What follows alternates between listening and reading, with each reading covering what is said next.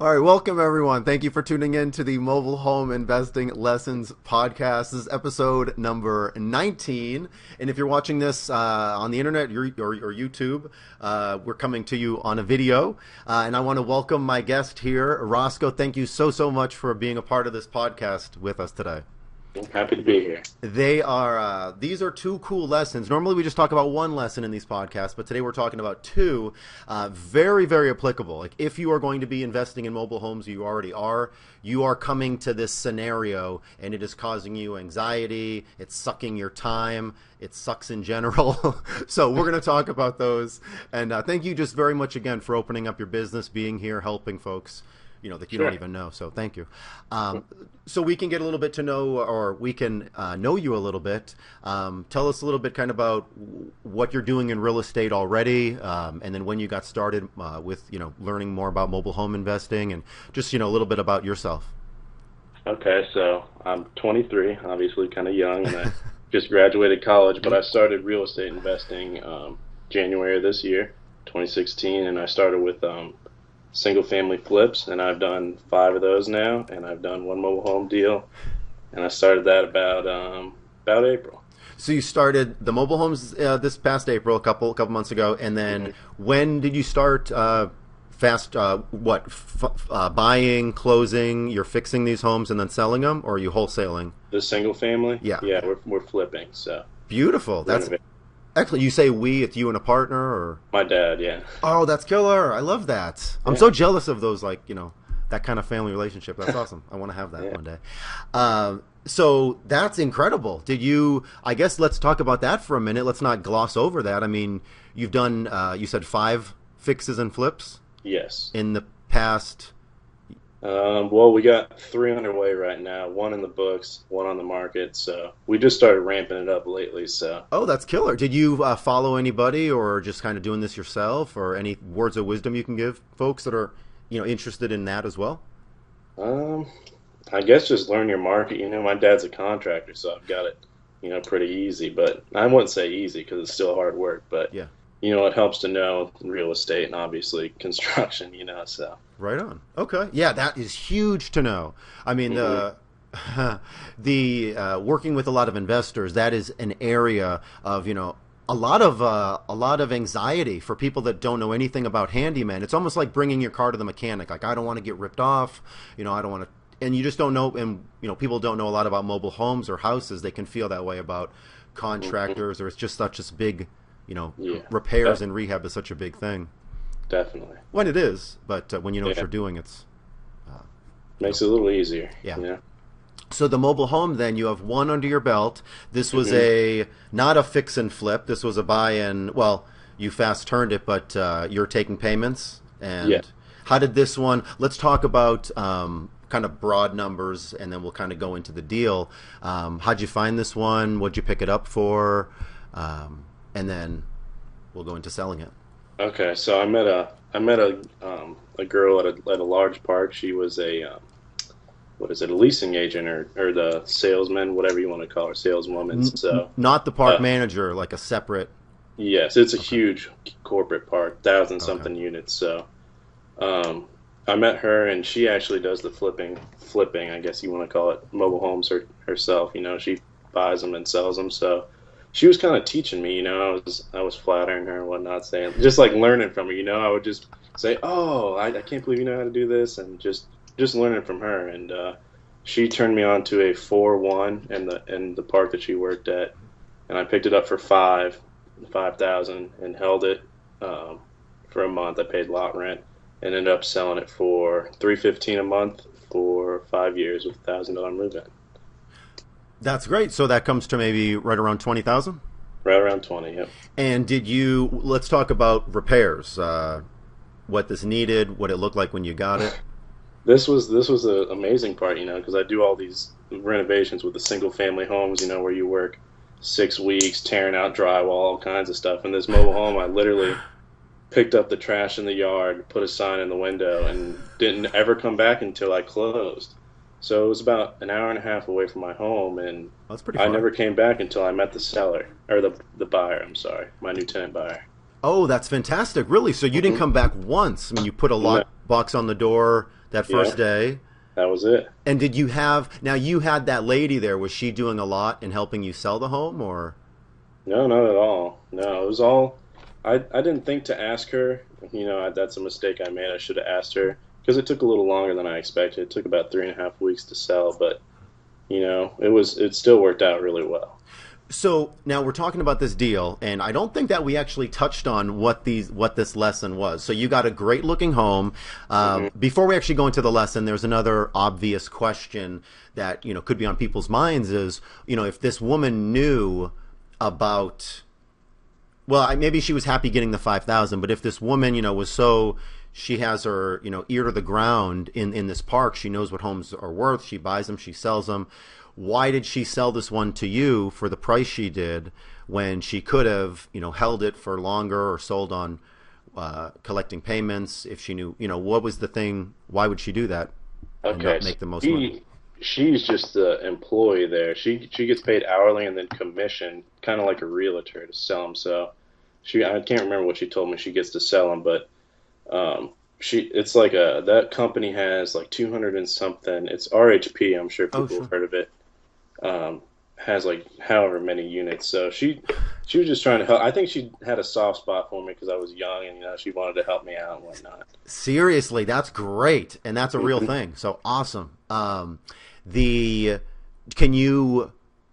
I mean, was she to this day? Is she happy with? Well, granted, I guess she's not the manager, but was she happy with how you performed and you brought the cash quickly? And will she be giving you more of these leads or Oh anything? yes, yeah. She emails me leads all the time. At that, I haven't put a bug in her ear because I've been so busy. But at that point in time, she was sending me stuff and I couldn't even handle it. Like I had too much going on to get up there and get it done. But unfortunately, but um, An hour and a half away is actually pretty far for yeah, all the parks in between you and an hour and 90 minutes yeah. away. So that's just a random. How did actually? I'm kind of curious. How did you find that park that far away? It's just well, the area that I'm in doesn't have that many, so it has. I think we've got about six, and two or three are. Um, you wouldn't even want to go in them. They're pretty scary. So I started venturing out, and I just looked, and it was in Jacksonville. I don't know. Okay. Yeah. So yeah, I don't know. It's just one of the bigger parks in Jacksonville. I'm pretty sure there's a lot of investors in it. So Okay. Interesting. Wow. Okay. But now she went to go. That doesn't matter. I mean, I've said that before. The squeaky wheel gets the grease. There's no reason mhm, why of you cannot, come to the table, work harder than somebody else, course. be yeah. So I mean, bottom line. So anyway, very cool. Let's talk about the one of the main lessons that we were going to tell everyone, if you would, what was the process like selling this home number one, and then we can talk about maybe what you're going to do moving forward. Okay, so I did a voice recording with eVoice, Okay. an automated thing, and then I wasn't getting as many phone calls, so I was worried, that they were turned off by the automated calls. So Okay. I started fielding the calls personally, and good God, they rolled in like crazy, and I explained the terms and everything so many Hmm. times, and then I got to the point where you typically want to get a photo of their driver's license or something, and I just got so frustrated, not frustrated really, but I just got so tired of saying the same thing over and over that I I would just let them in the home, and whatnot. But it all turned out okay. So I spent many extra hours fielding calls than I would like to do in the future.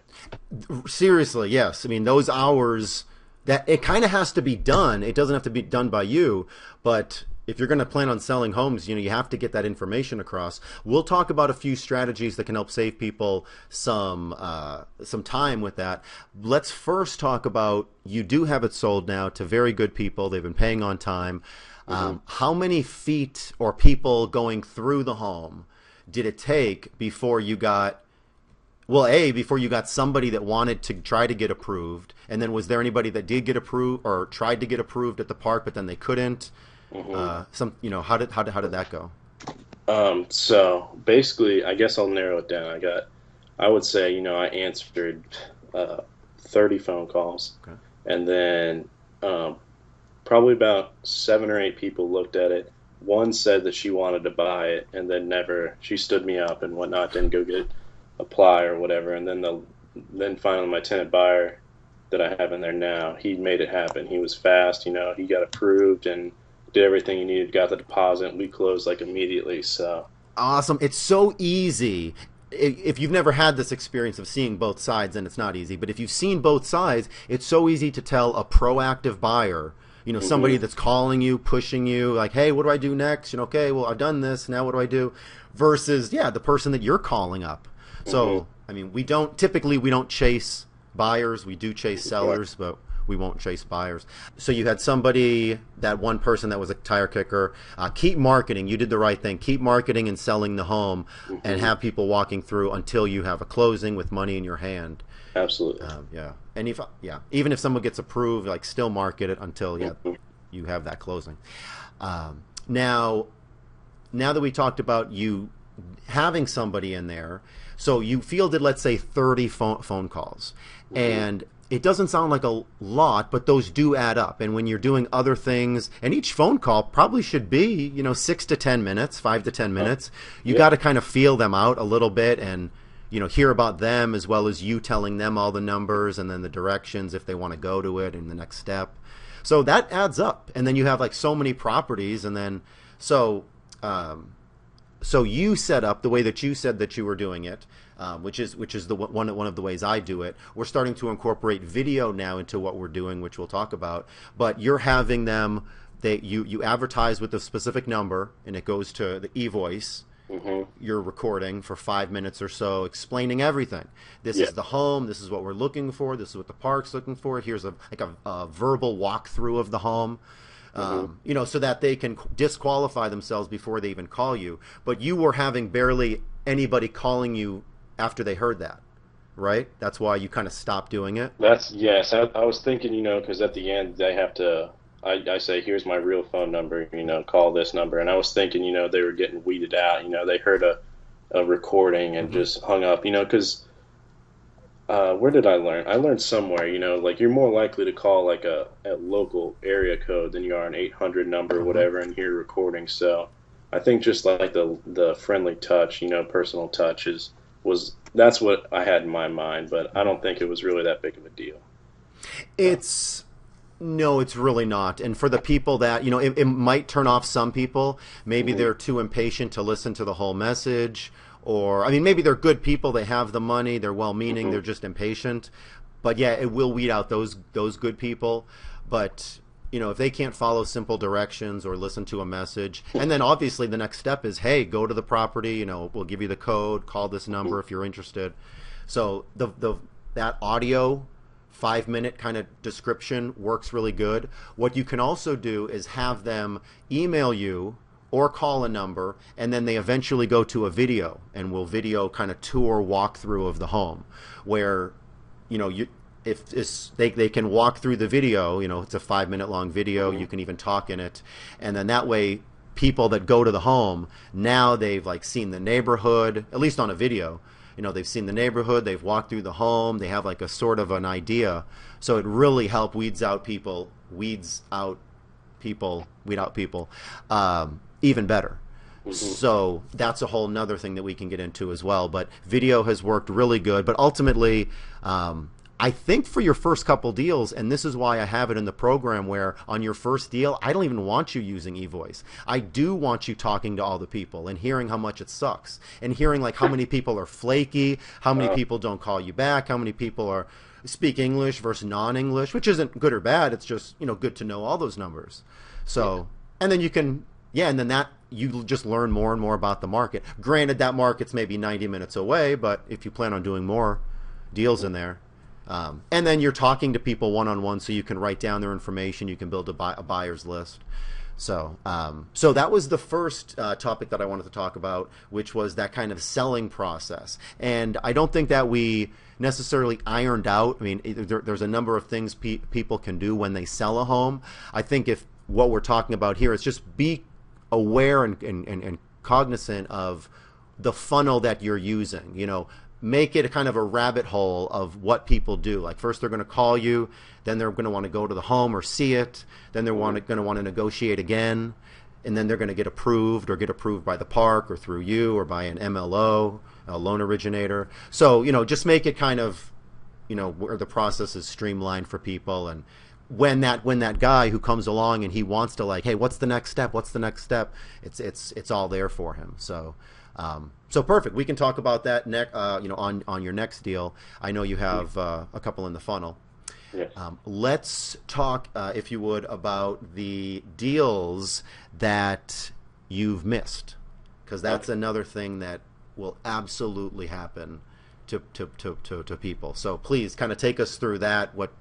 All of that. You know what I'm talking about. There's been a few, now. There was the first one was this was the first chance I had at a deal, it was a 2-1, and I didn't realize at the point in time, it was new, and how nice the home actually was. It had beautiful floors, and everything was fully updated. He was only asking $4,000, and I wanted to buy it for $2 million. So I offered $2 million, and he countered at $3 million, and I didn't buy it, and I should have bought it at $3 million for cash, because I could have sold it for $300 a month for at least 4 or 5 years, and that's really good. So I didn't jump on that one. That one was before you closed on this? Yes, that was one of the first homes I ever looked at, and I didn't, I hadn't been through enough to know how good of a home it was at that point in time. And then, should I talk about another one? Yeah, please. So yes, please. So my second one, this was a 3-bedroom, and as everyone knows, 3 bedrooms are far more in demand, at least in my area, and they were asking 4, which is extremely cheap in my area. Everything I see is normally 8, and you try to negotiate them down to 6, but they were at 4, and I offered 1,000, just something ridiculous. It needed $2,000 worth of work, and I just wanted to, I guess I was being greedy, it's hard to say, but I was being greedy. So they came down to 2,500, and I countered at 2, and I should have bought it for 2,500, but they ended up selling.